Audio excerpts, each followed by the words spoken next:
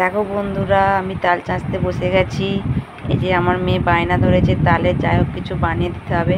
আমি বলছি আচ্ছা ঠিক আছে, আজকে তালের লুচি বানিয়ে দিই, তারপরে আবার অন্যদিন তাল পোড়া শুরু হোক, আবার অনেক তাল পড়লে তখন যাই হোক বানিয়ে দেবো। আবার আমাদের গাছে এখনও পোড়া শুরু হয়নি। এইটা একটা মেজো কাকাদের গাছে এই প্রথম পড়তে শুরু করেছে। দিতে মেজো কাকা ওর জন্যে দিয়ে গেছে, বলছে তুই খাবি বলতে সকালে দিয়ে গেছে, সেই থেকে নিয়ে খেলা করছে আর বলছে তাহলে আমাকে করে দাও করে দাও। আমি আচ্ছা ঠিক আছে বিকেলে যাই হোক বানিয়ে দেবো বলে যে তাল চাঁচতে বসে গেছি।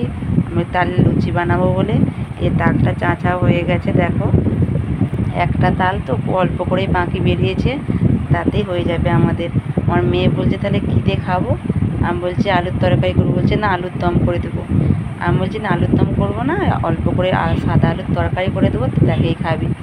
বলতে বলতে দেখো আমার দিকে ময়দা নিয়ে যে মাখাতে শুরু করে দিচ্ছি।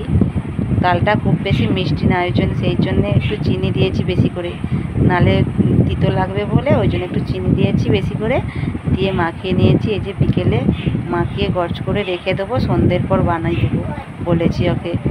বলেছি সন্ধ্যে দিয়ে তারপরে বানিয়ে দেবো। এই দেখো এদিকে সন্ধ্যে হয়ে গেছে, আমি সন্ধ্যে দিয়ে যে বানাতে চলে এসেছি। এইদিকে যে আলুর তরকারি চাপিয়ে দিয়েছি, আর এদিকে আটাটা ময়দাটা মাখানো ছিল সেটা লিচি করে নিচ্ছি।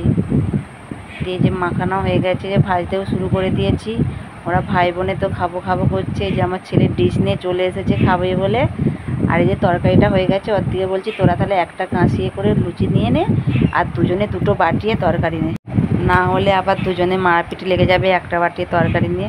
সেই জন্যে বলেছি আলাদা করে নে, আর লুচিটা এক জায়গায় নিয়ে নে। যে গরম গরম ভেজে দিয়েছি ওরা খাবে বলে, আর ওর বাবা আসলে আবার তখন গরম দুটো ভেজে দেবো বলেছি।